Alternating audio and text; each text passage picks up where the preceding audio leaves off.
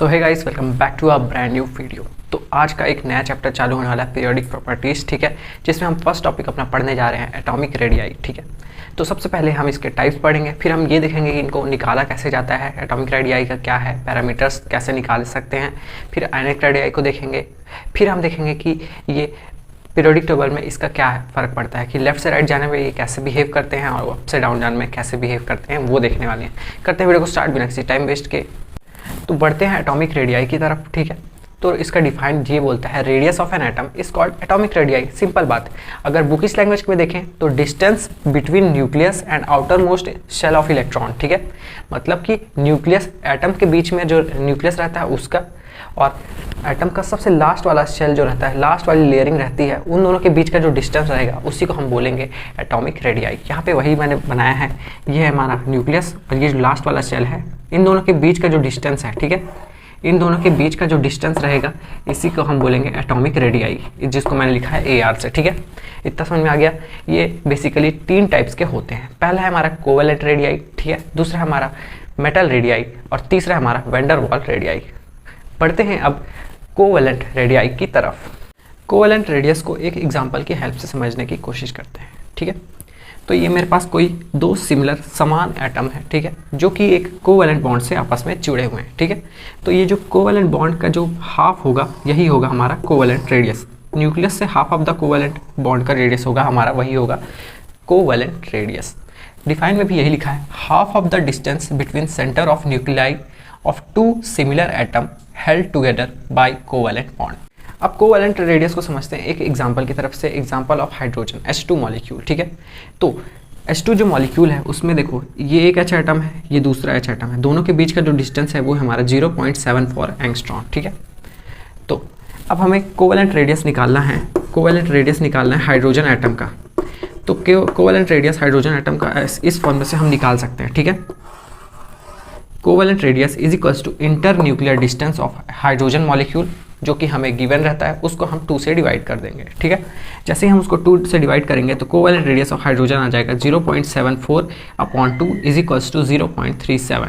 ये 0.74 है experimentally determined value, ये आपको याद करनी पड़ेगी अगर एग्जाम में आ गया, नहीं तो ये आता तो है नहीं उतना, बस आपको समझाने के लिए एग्जाम्पल में बताया है। तो इसको 2 से डिवाइड करोगे तो आ गया हमारा 0.37। तो हमारा आ गया covalent radius of hydrogen atom is equals to 0.37 angstrom, ठीक है। ये तो बात हो गई 2 सिमिलर एटम H2 मॉलिक्यूल, मतलब जहाँ पे एक ही तरह के एटम्स थे, ठीक है, और आपस में उन लोग कोवेलेंट बॉन्ड से जुड़े हुए थे। अगर 2 डिसिमिलर एटम आ जाएं तो क्या होता है वो देखते हैं। अब सपोज करते हैं मेरे पास कोई एक हेट्रोन्यूक्लियर एटम दिया है HCl, जिसमें एक अलग है और ये भी अलग है। पहले हमने होमोन्यूक्लियर एटम का HH का निकाला था, अब मतलब कि पहले सेम टाइप के एटम का निकाला था, अब हम अलग टाइप के एटम का निकालेंगे, ठीक है। तो अब यहाँ पे होता ये है कि अब मेरे पास HCl है, जिसका मेरे को वो गिवन है 1.36 एंगस्ट्रॉम, ठीक है, इंटर न्यूक्लियर डिस्टेंस, मतलब कि H और Cl के बीच का जो डिस्टेंस है, दोनों के न्यूक्लियस के बीच का डिस्टेंस है 1.36 एंगस्ट्रॉम मुझे गिवन है। अब मुझे निकालना है कोवेलेंट रेडियस इन दोनों में से किसी एक एटम का। फॉर एग्जाम्पल मैंने क्लोरीन एटम का निकाला कोवेलेंट रेडियस, ठीक है। कोवेलेंट रेडियस अब मुझे इसका निकालना है, तो अब मुझे क्या करना पड़ेगा, covalent radius of HCl molecule minus covalent radius of hydrogen molecule, तो मेरा आ जाएगा covalent radius of Cl atom in HCl molecule. अब उसी को अच्छे से अगर देखें तो covalent radius of chlorine atom in HCl molecule, ठीक है। तो सबसे पहले inter nuclear distance of HCl हम निकालेंगे, जो हमें पता है, निकालेंगे नहीं, हमें पता है 1.36, ये आपको गिवन रहेगा अगर एग्जाम में आएगा तो, ठीक है। उसके बाद covalent radius of hydrogen atom, तो ये हमने अभी निकाला जस्ट, ठीक है, जो कि आया था हमारा 0.37। तो अब हमें कुछ करना नहीं है, ये बड़ी वैल्यू को ये छोटी वैल्यू से माइनस कर देना है, और जो हमारा जो वैल्यू आएगा वो होगा हमारा covalent radius of chlorine atom in HCl, तो आ गया हमारा 0.99 एंगस्ट्रॉम, ठीक है। अगर मेटल रेडियस की भी बात करें तो सेम ही है, ठीक है, वो भी यही बोलता है, half of the inter nuclear distance between 2 metal in metallic crystal इस मेटेलिक रेडियस, ठीक है।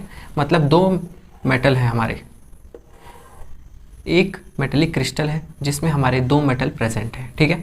इन दोनों के बीच का जो न्यूक्लियस का बीच का आपस के जो बीच का डिस्टेंस है वो है हमारा इंटरन्यूक्लियर डिस्टेंस। दोनों के न्यूक्लियर के बीच का डिस्टेंस को हम बोलते हैं इंटरन्यूक्लियर डिस्टेंस। और इसी को अगर हम 2 से डिवाइड कर दें, ठीक है, इंटरन्यूक्लियर डिस्टेंस को अगर हम 2 से डिवाइड कर दें तो आ गया हमारा मेटालिक रेडियस, ठीक है। अब बढ़ते हैं वैन डेर वाल रेडियस की तरफ, ठीक है। फॉर एग्जांपल ये मेरे पास कोई मॉलिक्यूल है और एक और ये कोई मॉलिक्यूल है, ठीक है।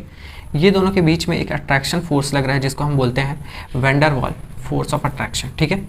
और ये दोनों के बीच का जो न्यूक्लियाई है उन दोनों के जो बीच का डिस्टेंस है वो होगा इंटर न्यूक्लियर डिस्टेंस, ठीक है। और इसी डिस्टेंस को जब हम 2 से डिवाइड कर देंगे तो आ जाएगा हमारा वैन डेर वाल रेडियस।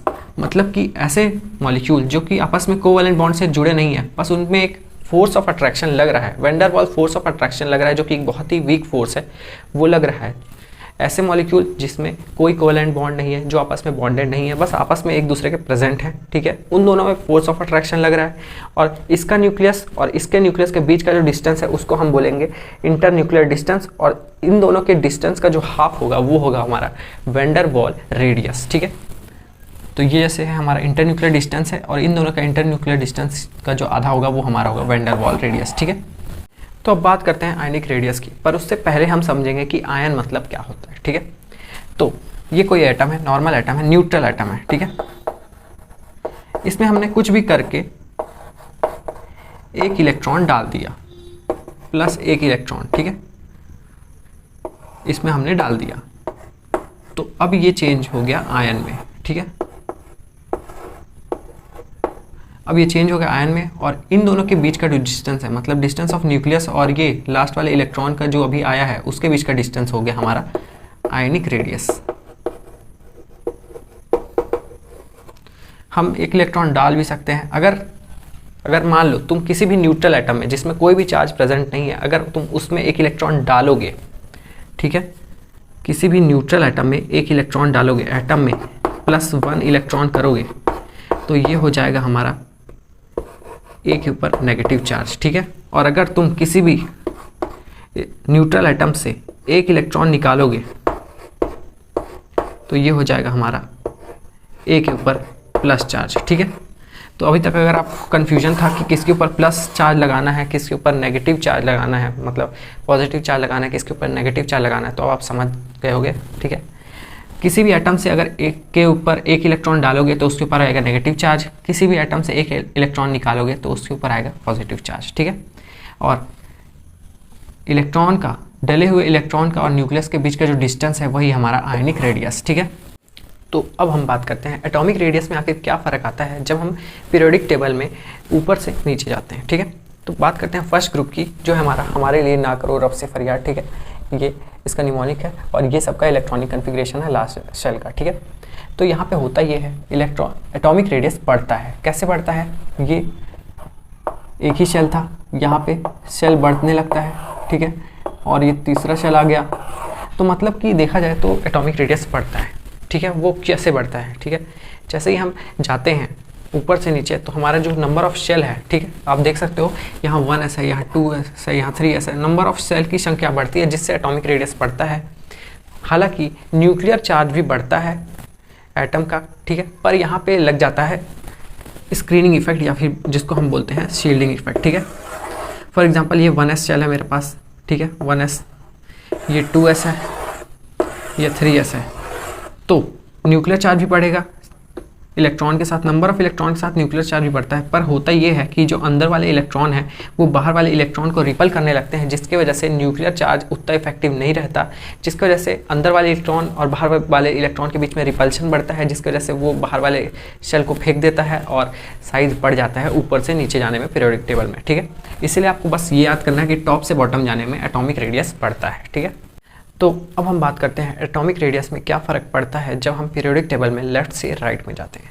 तो कंक्लूजन के लिए बता दूं कि एटॉमिक रेडियस डिक्रीज होता है। वो कैसे होता है वो देख लेते हैं, ठीक है। यहाँ पे आप देख सकते हो सब सेम ही शेल में है, ठीक है, सारे एटम सेम शेल में है, जिसकी वजह से हमारा न्यूक्लियर चार्ज तो बढ़ ही रहा है, पर जो इलेक्ट्रॉन है वो सेम ही शेल में घुसते जा रहे हैं एक एक करके, ठीक है। तो होता ये है कि इसका पावर इतना बढ़ जाता है कि ये सारे इलेक्ट्रॉन को अच्छे से अपने पास खींचता है, एकदम इफेक्टिवली खींच पाता है। और इफेक्टिव न्यूक्लियर चार्ज बढ़ने की वजह से ये जो हमारे एटम है इनका साइज डिक्रीज रहता है जब हम लेफ्ट से राइट जाते हैं, ठीक है। सो गाइस, ये था एक छोटा सा वीडियो एटॉमिक रेडियस और आयनिक रेडियस के ऊपर और उसके ट्रेंड के ऊपर कि वो लेफ्ट से राइट रहता है तो क्या होता है, ऊपर से नीचे जाता है तो क्या होता है। अगर अच्छा लगा तो इसको लाइक कर देना, चैनल को सब्सक्राइब कर दो। मिलते हैं नेक्स्ट वीडियो में, तब तक के लिए बाय बाय।